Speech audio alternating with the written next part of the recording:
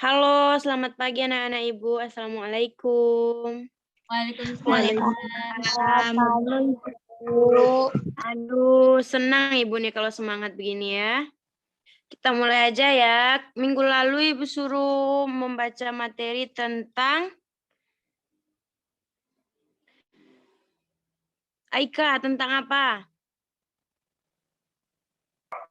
Tentang liberal, Bu. Iya, ekonomi dan politik pemerintahan liberal ya. Nah, seperti yang udah Ibu jelaskan, konstitusional itu merupakan sistem politik yang melindungi secara konstitusional hak-hak individu dari kekuasaan pemerintah. Nah, dalam demokrasi liberal ini, keputusan-keputusan mayoritas dari proses perwakilan atau langsung diberlakukan pada sebagian besar bidang-bidang kebijakan pemerintah yang pembatasan-pembatasan agar keputusan pemerintah tidak melanggar kemerdekaan dan hak-hak individu seperti tercantum dalam konstitusi. Nah, berawal dari pengakuan kedaulatan ini, Indonesia memasuki demokrasi liberal. Masa demokrasi liberal itu berlaku antara tahun berapa, Nirmala? Bu. Nah, demokrasi liberal ini berlaku antara tahun sampai dengan tumbuh subnya berkabinet prestasi politik dari kemelut politik. Nah, prestasi politik ini berupa pemberlakuan sistem multipartai dan penyelenggaraan pemilu yang demokratis. Nah, kemelut politik ini berupa kabinet yang silih berganti dan perdebatan berkepanjangan dalam Ibu share PT ke kamu kan, bisa diperlihatkan kepada teman-temannya, bantu Ibu ya. Iya, Bu. Silakan Amira. Nggak ada yang merupakan hal yang terjadi pada masa demokrasi liberal. Pada masa ini, untuk pertama kalinya dilaksanakan pemilu pertama yang dinilai banyak kalangan yang bersifat demokratis. Begitu juga pada masa itu sering terjadi kabinet. Demokrasi liberal merupakan sebutan bagi masa pemerintahan Presiden Soekarno yang melindungi hak-hak individu dari kekuasaan pemerintah. Demokrasi liberal atau demokrasi konstitusional merupakan sistem politik yang melindungi secara konstitusional hak-hak individu dari kekuasaan pemerintah. Dalam demokrasi ini, keputusan-keputusan mayoritas diberlakukan pada sebagian besar bidang kebijakan pemerintah yang tunduk pada pembatasan agar keputusan pemerintah tidak melanggar kemerdekaan dan hak-hak individu. Oke, cukup. Sampai di sini paham ya, Nanda ya. Jadi, demokrasi liberal ini merupakan sistem politik yang melindungi secara konstitusional hak-hak individu dari kekuasaan pemerintahan. Paham ya? Paham, Bu. Terus kita masuk ke bagaimana perkembangan demokrasi pada masa demokrasi liberal ini.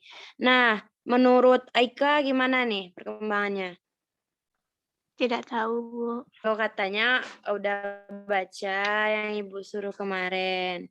Jadi, perkembangan politik itu pada demokrasi liberal periode tahun 1949 sampai 1959 merupakan masa berkiprahnya partai-partai politik pada pemerintahan Indonesia. Nah, pada masa ini banyak terjadi pergantian kabinet. Nah, partai-partai politiknya yang terkuat itu mengambil alih kekuasaan di mana kita kenal dua partai terkuat pada masa itu yaitu PNI dan Masyumi. Nah, iya, jadi kalau kita masih politiknya masih seperti demokrasi liberal, tentu keadaan sekarang tidak akan sestabil yang kita hadapi ya, karena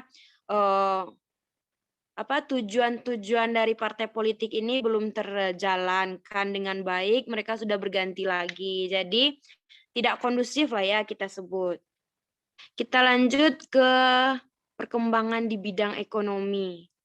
Kalau menurut Amira, gimana nih perkembangannya? Nggak tahu, Bu. Lo banyak yang nggak tahu ya, terus apa yang dibaca? Katanya udah.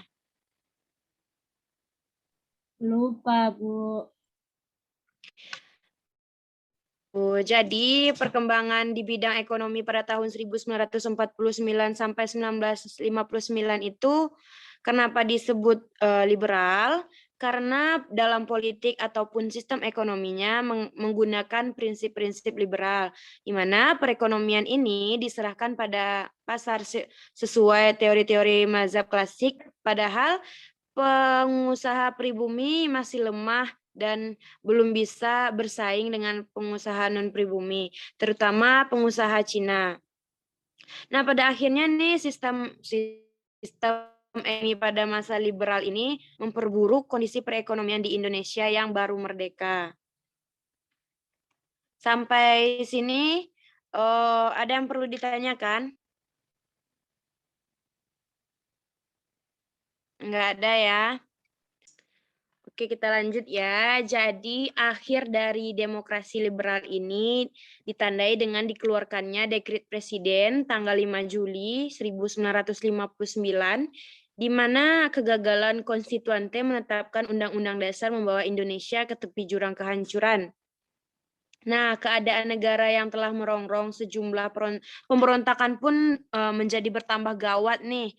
Atas dasar pertimbangan menyelamatkan negara dari bahaya, Presiden Soekarno ini terpaksa melakukan tindakan inkonstitusional, di mana presiden tersebut mengeluarkan dekret yang dikenal dengan Dekret Presiden 5 Juli 1959.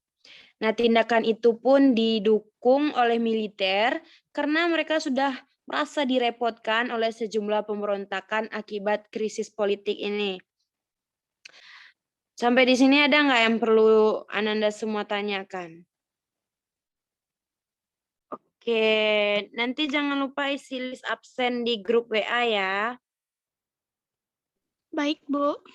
Iya, Bu. Iya, Bu. Iya, terima kasih untuk Ananda yang sudah bergabung dengan Zoom Ibu pada pagi hari ini. Tetap semangat ya, semoga secepatnya kita akan bertemu di kelas lagi. Jaga kesehatan.